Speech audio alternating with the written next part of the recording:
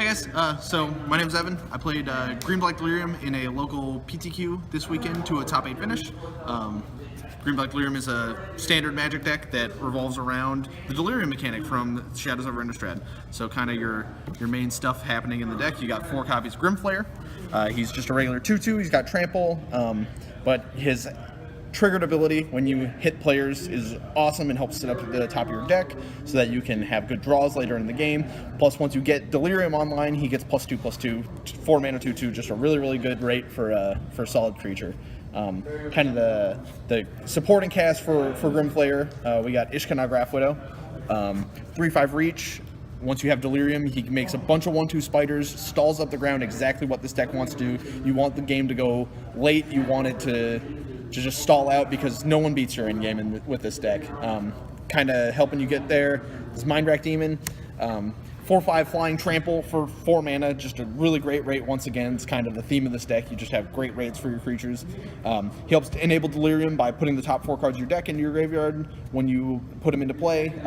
But if you don't have Delirium, he's going to do 4 damage to you at your upkeep, which can hurt a lot. That definitely happens sometimes. Pilgrim's Eye is kind of a unassuming card. It's a 3 mana 1/1, helps find a basic land from your deck. The kind of important thing is for it blocks to help you stall. It also puts 2 card types in the graveyard for Delirium, which can definitely matter, especially when you're going to the end game trying to get to your Emrakul as fast as possible. Definitely a good card for stalling out. Tireless Tracker is another good one for the stalled board states. You get a clue whenever you play a land. You can crack the clues to draw cards, and then when you crack clues, he gets bigger. So as the game goes longer, he's just going to get bigger and bigger. There's a couple one-of creatures in the deck. We got Noxious Gearhulk. 5/4 menace for 6 mana, kills a dude when it comes into play, gains you some life. It's just a really efficient creature, and we can find it out of our deck with a card I'll show you in just a second. Cletus Traitor Get is another one in the deck. It's more of just a silver bullet card for the other graveyard strategies. Whenever their creatures die, they're exiled, so they can't bring them back later. You get 2/2 zombies in place of those, so you can use those to make Cletus bigger with the ability at the bottom here. Lifelinking Threat can also help you against the aggressive red decks. So the reason we played Delirium in most situations is for this card right here. Traverse the Overwhelmed is amazing.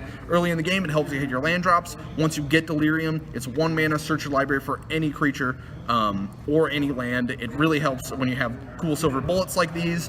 You need extra copies of Ishkana, Graph Widow against the aggressive decks, so that's really going to help going into the long game. Plus, it helps us find the ultimate in-game threat in the format, which is Emrakul the Promised End. You play this guy, you almost never lose the game after you do it. He's the real stuff right there. Taking their turn just lets you do so many messed up things with their resources to mess up their own board states, and it's almost unlosable after you cast them. So to help us get Delirium, there's a couple enabler cards. Grapple with the Past is a really good one. You put the top 3 cards of your library into your graveyard. You can return a creature or land, so you might mill over like a Pilgrim's Eye and pick up a land out of your graveyard. Now you have like 3 card types in your graveyard on turn 2, and you're going to play a Grimflayer next turn. He might be a 4/4 for 2 mana, which is a really good rate. Vessel of Nascency, another really important one for enabling Delirium. It puts enchantment in the graveyard on its own. It also helps you find your different threats, helps you find your Emrakuls, your Ishkanas, hit your land drops as you go into the game. Next up, 4 of Liliana the Last Hope. This card is just amazing. Can win the game on its own, then -7 ability will end the game if it goes long enough. Getting 2, 6, 10 zombies every turn is kind of ridiculous. There's a bunch of creatures in the format with 1 toughness, so the plus is frequently +1 kill a creature, which is just awesome on a 3 mana planeswalker. And the minus ability can also help you recur your good threats. People kill your Ishkanas all the time, and then they just get more spiders.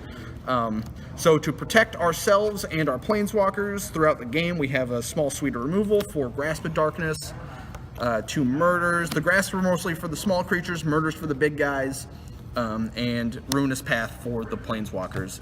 Late in the game, you can also awaken this, get a 4/4, pretty good 2-for-1 action there. Finally, the mana base. You've got 4 Blooming Marsh. Enters the battlefield tapped early, enters the battlefield untapped early, but tapped late. But, the early mana is really important for, like, casting turn 2 Grimflayer, casting turn 2 Grasp of Darkness. We got 4 Hissing Quagmires on top of that. Enters the battlefield tapped all the time, but can turn into a 2/2 Death Touch for only 3 mana.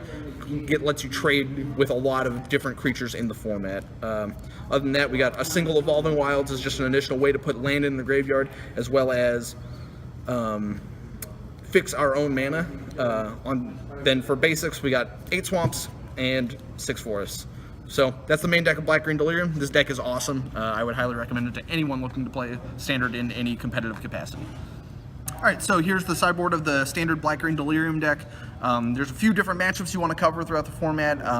Mainly the Red-White Vehicles deck and the Blue-White Flash deck. Those are 2 of the most popular decks. So Appetite for the Unnatural and Natural State both come in against Blue-White Flash and Red-White Vehicles. They both have a few different artifacts and enchantments that you want to take care of. The Natural States will take care of Stasis Snares out of the Blue-White deck, Smuggler's Copter out of both decks, and Appetite for the Unnatural will do that same thing while gaining some life, and it can also hit some of the bigger things. Deadweight is also a card that's going to come in against the Blue-White, or not the Blue-White Flash deck, the Red-White Vehicles deck. They have a lot of small creatures. This helps you put enchantment in the graveyard to trigger Delirium, as well as killing a guy. Flaying Tendrils can come in against them as well, but it's mainly there for the Zombies deck. They have a lot of recursive creatures coming back from the graveyard all the time. Flaying Tendrils is going to exile them when it kills them, which is just awesome. Gets them out of there. To the Slaughter is a really, really good one.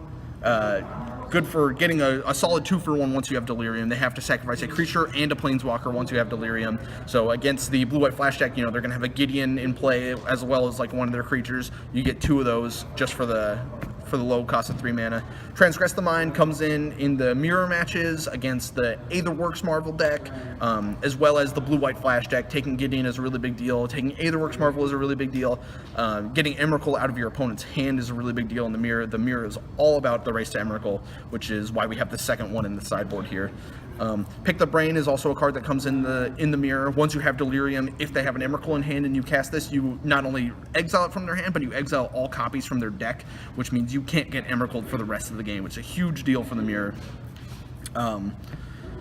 This can also come in against controlling decks, the blue Torrential Gearhulk decks, and against Aetherworks Marvel as well. If you can remove all their copies of Aetherworks Marvel from their deck, they practically can't win. The second Emrakul, like I said, for the Green-Black Delirium mirror match, as well as against the blue Torrential Gearhulk decks, they really can't beat this card, and the games are guaranteed to go long against them. They can't aggro you out. The 2 Planeswalkers here, also for the mirror, they're a little too expensive to come in against some of the more aggressive decks, but the mirror is all about board stalls, so these can definitely end those very quickly with just the ability to take over the game on their own. Also come in against blue Torrential Gearhulk decks, but you don't see too many of those these days. Definitely worth their slot though. The mirror is very popular and it's very important to win.